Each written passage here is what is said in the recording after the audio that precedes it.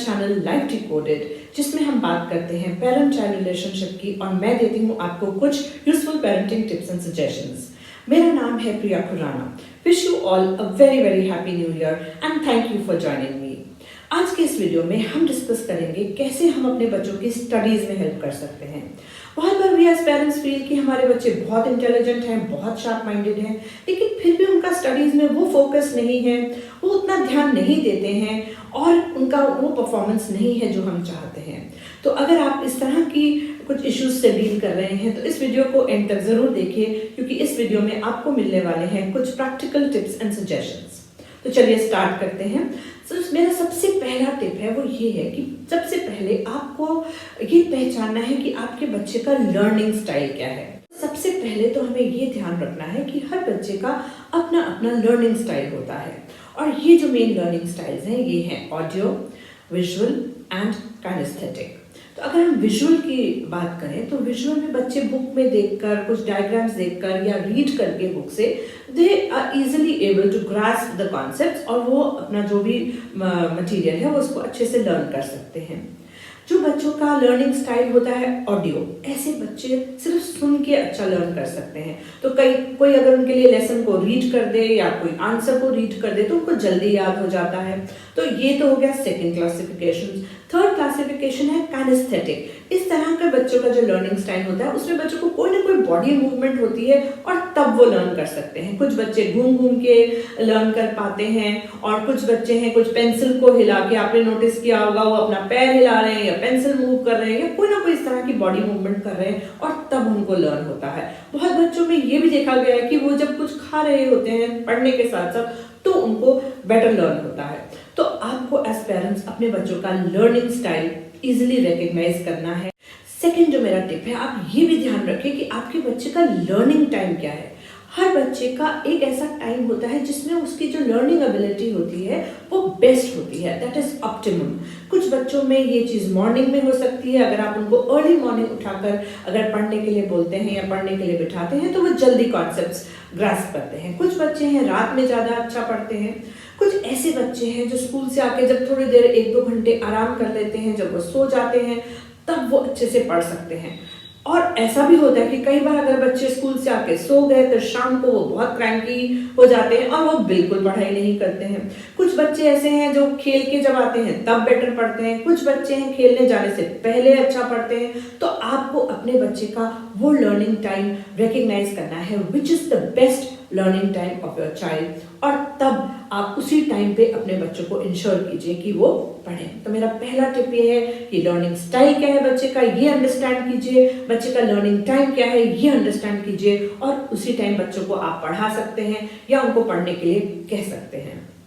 एक और बहुत इंपॉर्टेंट पॉइंट है, आप अपने बच्चों के लिए एक स्टडी जोन जरूर बनाइए और ये स्टडी जोन आप जितना जल्दी बनाएंगे उतना अच्छा होगा अपने बच्चों के लिए। एक कॉर्नर जहाँ उनकी अच्छी सी एक स्टडी टेबल है, एक छोटी सी एरिया है where they keep their bags, कुछ वहाँ पे अच्छे से चार्ट्स लगे हों, कुछ पेन स्टैंड अच्छा सा हो, एक ऐसा कॉर्नर हो जहाँ बच्चे को, जहाँ पे खूब साफ सफाई हो और कोई क्लटर ना हो, वहाँ बच्चे आराम से बैठ के पढ़ेंगे। और ये बहुत जल्दी एज में अगर हम शुरू कर देंगे तो बच्चों का फोकस बेटर होगा उस स्पेस में।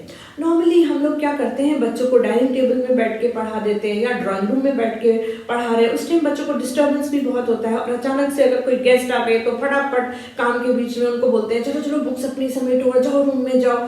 तो इस तरह से बच्चों का एक फ्लो नहीं बन पाता है स्टडीज में। एक ऐसा कॉर्नर जहाँ पे अच्छी लाइट हो वो आप बच्चों को जरूर दीजिए, वो उनका स्टडी जोन हो। वो देखते हैं कि पापा भी जब ऑफिस से आते हैं तो पापा का भी एक ऐसा कॉर्नर है जहाँ वो अपना लैपटॉप रखते हैं, अपना बैग रखते हैं, मम्मा का भी एक ऐसा कॉर्नर है। तो बच्चों को भी लगता है हमारा भी ऐसा एक कॉर्नर हो जहाँ हम अपनी बुक्स रखें, अपना पेन, अपनी स्टेशनरी या जो भी रखें और वो एरिया है जहाँ हम पढ़ें। तो आप ये जरूर इंश्योर कीजिए कि बच्चों का एक घर पे कॉर्नर हो जिसे कि आप स्टडी जोन कह सकते हैं। तो ये तो हो गया मेरा third tip. The fourth very important tip is, आप ये जरूर ध्यान रखिए कि आप बच्चों के लिए गोल्स सेट कीजिए। बच्चों को ये बताना कि वो जो पढ़ाई कर रहे हैं वो इसलिए नहीं कर रहे हैं कि वो उनकी मम्मी खुश हो जाए या पापा खुश हो जाए या टीचर के लिए, वो पढ़ाई कर रहे हैं अपने लिए। ये बच्चों का समझना बहुत ज़्यादा ज़रूरी है। एक बार बच्चों को ये समझ आ गया कि पढ़ाई वो अपने लिए कर रहे हैं, उससे उनको ही कुछ बेनिफिट होने वाला है, उन्हीं की लर्निंग इंप्रूव होगी। अगर एक बार बच्चों को ये समझ आ जाए तो आपका काम बहुत आसान हो जाएगा। ये एहसास नहीं होना चाहिए बच्चों को कि मैं अगर पढ़ रहा हूँ तो मम्मी के लिए पढ़ रहा हूँ या पापा के लिए या किसी टीचर के लिए। ये होना चाहिए कि बच्चा पढ़ाई कर रहा है तो अपने लिए। तो ये पॉइंट अगर आप इसको देखेंगे तो आप बच्चों के लिए गोल्स सेट कीजिए।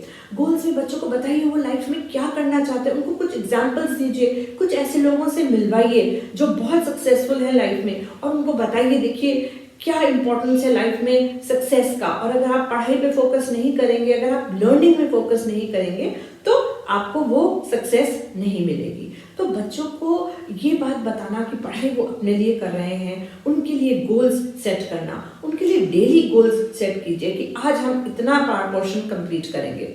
अगर हमने टाइम सेट किया तो उतना ही टाइम बच्चों को दीजिए, उस टाइम को फिर एक्सटेंड करने की कोशिश मत कीजिए। ये मत कहिए 1 घंटा अगर हमने बोला है बच्चा पढ़ेगा तो नहीं चलो 2 पेजेस और कर लो। अगर हम ऐसा करेंगे तो बच्चों को भी लगता है कि 1 घंटा नहीं, मैं 10 मिनट बाद पढ़ने बैठूंगा। तो जो टाइम स्लॉट किया है उसको आप भी प्रॉपरली फॉलो कीजिए। बच्चों को एक चेकलिस्ट दे सकते हैं। चेकलिस्ट में आप बच्चों को बता सकते हैं कि आपको आज ये काम करना है, और जैसे जैसे आपका ये हो गया लाइक आपको टेबल ऑफ 8 लर्न करना है, आपको साइंस का ये डायग्राम करना है, या जो भी है आप एक चेकलिस्ट बच्चों को डेली बनाकर दे सकते हैं। और जैसे जैसे वो बच्चा कंप्लीट करता है वो उसको टिक करता रहे। तो इससे भी बच्चे जो है हाईली मोटिवेटेड रहते हैं और वो अपना अच्छे से काम करते हैं। छोटे छोटे रिवॉर्ड्स भी दे सकते हैं। रिवॉर्ड से मेरा ये मतलब नहीं है कि जब भी बच्चा पढ़ने बैठेगा आप उसको चॉकलेट या चिप्स या कोई गुडी देंगे। रिवॉर्ड से मेरा मतलब है आप एक रिवॉर्ड सिस्टम बना सकते हैं जिसमें आप एक चार्ट लगा सकते हैं जहां बच्चे ने अपने गोल्स, जो डेली गोल्स आपने दिए या जो चेकलिस्ट दी, जब उसने वो अचीव कर ली तो आप उसको एक गोल्डन स्टार दे सकते हैं। और इस तरह के आप मोटिवेशन कुछ स्टार्स या कुछ स्टिकर्स इस तरह का देकर बच्चों को मोटिवेट कर सकते हैं। और धीरे धीरे आप ये बोल सकते हैं ठीक है आप पहले 10 गोल्डन स्टार्स कलेक्ट करिए और उसके बाद में आपको ठीक है एक अच्छे से हम लोग मूवी देखेंगे या कोई भी जो चीज़ है आप उसको कर सकते हैं। हर बार बच्चे को रिवॉर्ड प्रॉमिस करना, जब भी वो छोटा छोटा काम करे, can make him a blackmailer. वो फिर हर बार जब भी करेगा तो वो आपको ब्लैकमेल करेगा। तो इससे बच्चे रिवॉर्ड सिस्टम कैसे बनाना है इसका बहुत ध्यान दीजिए। तो उनके स्टडी टेबल के पास एक आप चार्ट पेपर लगा सकते हैं जहां गोल्डन स्टार्स लगा सकते हैं, कुछ उनको कुछ अच्छे रिमार्क्स दे सकते हैं। तो ये सिस्टम कुछ आप वर्कआउट कीजिए, that also helps the children to stay motivated. एक चीज हमें भी बहुत ध्यान रखनी है, हमें अपना एटीट्यूड टुवर्ड्स स्टडीज चेंज करना है। जैसे कि मैंने कहा कि बच्चों को ये एहसास होना चाहिए कि उनको पढ़ना है अपने लिए, किसी और के लिए नहीं। पेरेंट्स को भी ये एहसास होना चाहिए कि बच्चों को पढ़ना है to learn something, not to get marks. तो अपना जो फोकस है मार्क्स से लर्निंग में शिफ्ट कीजिए, मार्क्स अपने आप ही अच्छे आएंगे।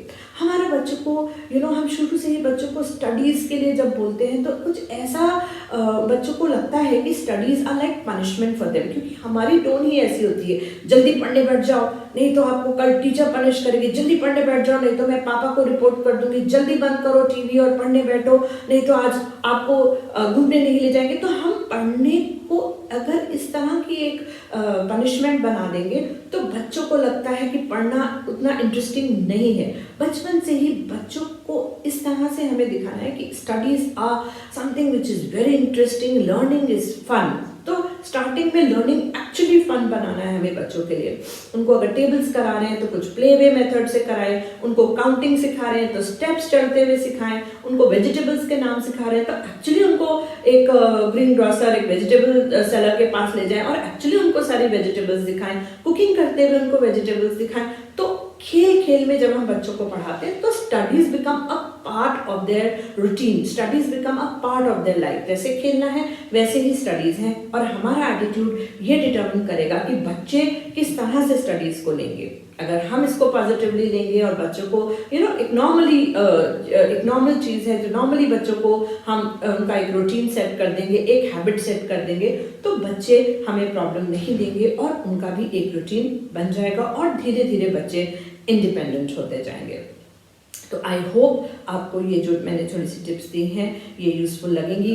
बच्चों को पढ़ाई इस तरह से कराइए जिससे कि जब छोटे हैं, ये चीज़ तब हो सकती है जब बच्चे छोटे हैं, तो बच्चों इंजॉय करने लग जाएं स्टडीज़ को, and once learning becomes fun for them, then there will be no looking back and they will be excelling in their studies. So thank you very much for watching this video. I will see you all soon. Till then, stay blessed, stay happy, and happy parenting.